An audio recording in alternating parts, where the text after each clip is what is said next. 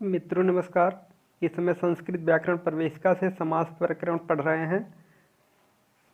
इसके पहले 4 भाग हो चुका है। इस वीडियो में द्वंद्व समास को पढ़ेंगे। तो आइए वीडियो शुरू करते हैं। इसमें पहला सूत्र है चार थे द्वंद्व। जब ऐसे दो या दो से अधिक पद रखे जाते हैं जो चा शब्द से जुड़े तब उस समास को द्वंद्व समास कहते हैं। इसमें उभय पद की प्रधानता होती है, यानी द्वंद्व समास में उभय पद की प्रधानता होती है। द्वंद्व समास के 3 भेद हैं: इतरेतर द्वंद्व, समाहार द्वंद्व, एक शेष द्वंद्व। द्वंद्व समास के 3 भेद होते हैं: इतरेतर द्वंद्व, समाहार द्वंद्व, एक शेष द्वंद्व। इतरेतर द्वंद्व समास: जब समास में आए हुए दोनों पद अपना प्रधानत्व और व्यक्तित्व रखते हैं तब उसे इतरेतर द्वंद्व कहते हैं। जैसे रामश्चा कृष्णश्चा, राम कृष्णव। इसमें रामश्चा कृष्णश्चा विग्रह पद है, समस्त पद हो जाएगा राम कृष्णव।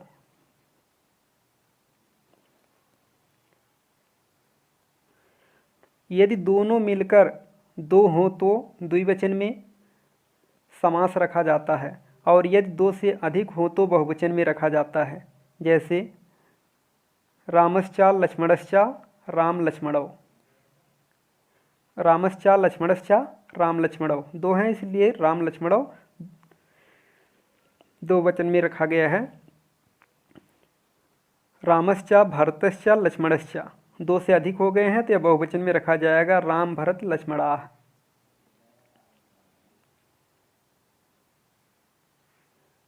रामश्चा भरतश्चा लक्ष्मणश्चा शत्रुघ्नाः, यानी दो से अधिक हो जाएंगे तो वह बहुवचन में ही रखा जाएगा राम भरत लक्ष्मण शत्रुघ्नाः, यह समस्त पद हो जाएगा।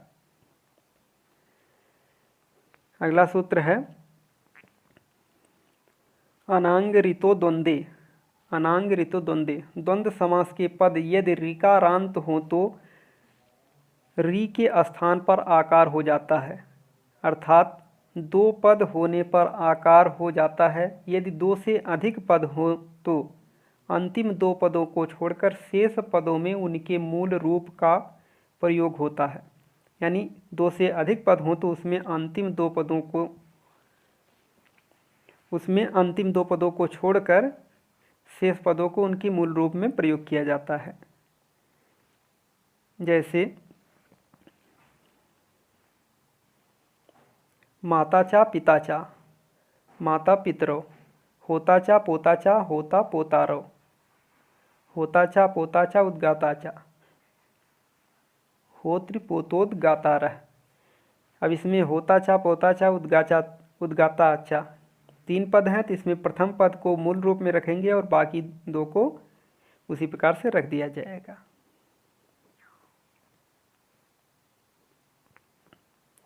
अगला सूत्र है देवता द्वंद्वे चा। देवता द्वंद्वे चा, वाय शब्द प्रयोगे प्रतिषेधा, वाय शब्द प्रयोगे प्रतिषेधा है।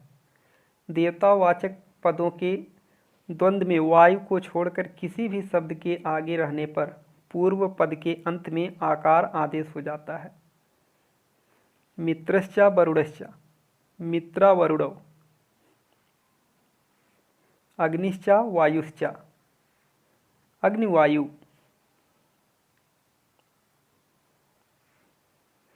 इस द्वंद्व समास में अंतिम शब्द होता है उसी के अनुसार पूरे समास का लिंग होता है। द्वंद्व समास में अंतिम जो शब्द होता है उसी के अनुसार पूरे समास का लिंग होता है। जैसे मयूरीचा कुक्कुटश्चा, मयूरीचा कुक्कुटश्चा, मयूरी कुक्कुटौ। कुक्कुटश्चा मयूरीचा, कुक्कुट मयूर्यौ। इस प्रकार से यह इतरेतर द्वंद्व समास था। अगला है समाहार द्वंद्व समास। समाहार द्वंद्व समास, जब समास में ऐसी संज्ञाएं आवें जो चा से जुड़ी हुई होने पर अपना अर्थ बतलाती हैं पर प्रधानतया एक समाहार समूह का बोध कराती हैं, तब वह समाहार द्वंद्व होता है। इस समास को सदा नपुंसक लिंग एक वचन में रखते हैं, यानी समाहार द्वंद्व समास को सदा नपुंसक लिंग एक वचन में रखा जाता है। जैसे आहारश्चा निद्राचा भयम च, आहार निद्रा भयम। पाणिचा पादौ च पाणिपादम। मार्दंगिकाश्च पाणविकाश्च, मार्दंगिक पाणविकम। रथिकास्वारोहम, यह समस्त पद है। रथिकास्वारोहम विग्रह पद हो जाएगा रथिकाश्च अश्वारोहाश्च। पदात्यस्वारोहम समस्त पद है, इसका विग्रह हो जाएगा अश्वारोहाश्च पदात्यश्च। गोधूम चणकम, गोधूमश्च चणकश्च। गंगा सोड़म समस्त पद है, विग्रह पद हो जाएगा गंगा च सोणश्च। कुरुक्षेत्रम, कुरुवश्च क्षेत्रम च। मथुरा पाटलिपुत्रम, मथुरा च पाटलिपुत्रम च, इसका विग्रह हो जाएगा। यह समाहार द्वंद्व समास है।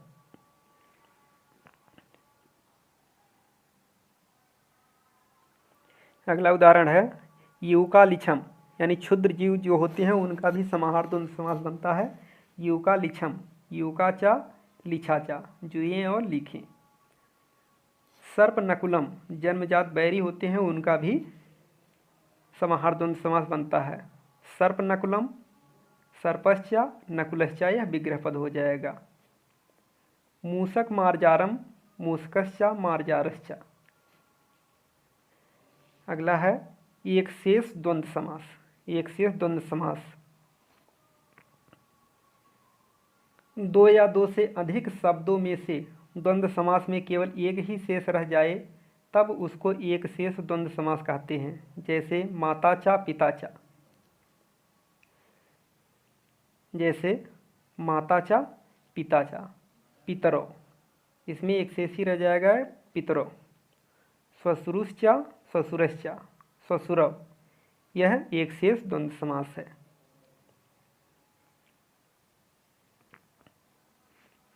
एक शेष द्वंद्व में केवल समान रूप वाले शब्द अथवा समान अर्थ रखने वाले विरूप शब्द भी आ सकते हैं। समास का वचन समास के अंगभूत शब्दों की संख्या के अनुसार होगा। यदि समास में पुल्लिंग एवं स्त्रीलिंग शब्द दोनों हो तो समास पुल्लिंग में रहेगा। जैसे ब्राह्मणी चा ब्राह्मणश्चा, ब्राह्मणो, समस्त पद हो जाएगा ब्राह्मणो। शूद्री चा शूद्रश्चा, समस्त पद हो जाएगा शूद्रो। अजश्चा अजाचा, अजव, समस्त पद हो जाएगा। चटकश्चा चटकाचा, चटको, समस्त पद हो जाएगा। वक्रदंडश्च कुटिल दंडश्च, वक्रदंडो या कुटिल दंडो।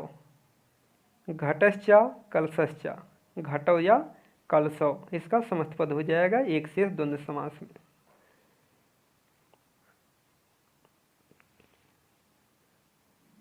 आगे कुछ द्वंद्व समास में नियम बतलाए गए हैं। जैसे द्वंद्वे, जैसे द्वंद्वे घी, घी संज्ञक शब्द, घी संज्ञा किसकी होती है कि जिसमें हरस ई तथा हरस ऊ से अंत होने वाला शब्द उसकी घी संज्ञा होती है।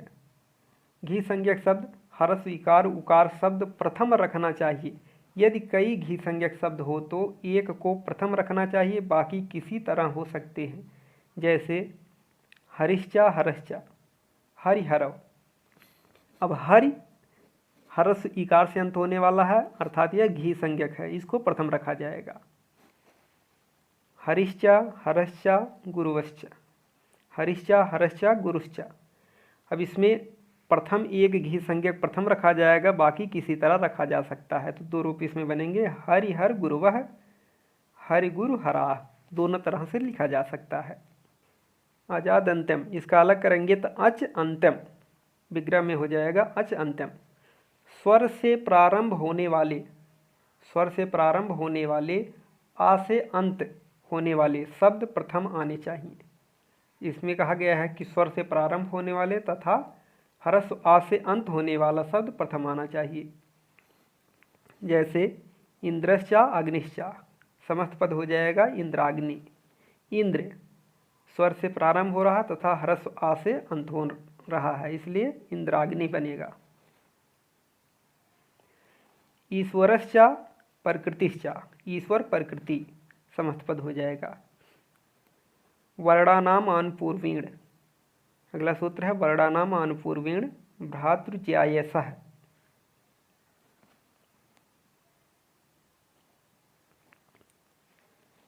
वर्णों के साथ भाइयों के नाम ज्येष्ठ के क्रम में आने चाहिए। इसमें कहा गया कि वर्णों के साथ, वर्णों के तथा भाइयों के नाम ज्येष्ठ के क्रम में आने चाहिए। जैसे ब्राह्मणश्चा क्षत्रियश्चा, ब्राह्मण क्षत्रियो, यानी कि जो वर्ण क्रम है उसमें ब्राह्मण पहले, क्षत्रिय बाद में, उसके बाद वैश्य शूद्र आना चाहिए। तो ब्राह्मणश्चा क्षत्रियश्चा, ब्राह्मण क्षत्रियो समस्त पद हो जाएगा। रामश्चा लक्ष्मणश्चा, राम लक्ष्मणो, भाइयों का क्रम है राम भरत लक्ष्मण शत्रुघ्न, तो राम बड़े हैं तो राम का नाम पहले आना चाहिए, राम लक्ष्मणो। युधिष्ठिरश्चा अर्जुनश्चा, इसका समस्त पद हो जाएगा युधिष्ठिरार्जुनौ।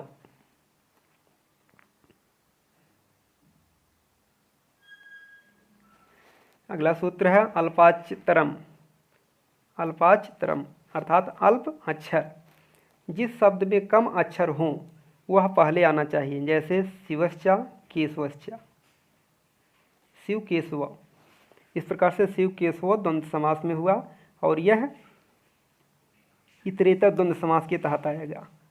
इस प्रकार से द्वंद्व समास समाप्त हुआ। वीडियो देखने के लिए धन्यवाद।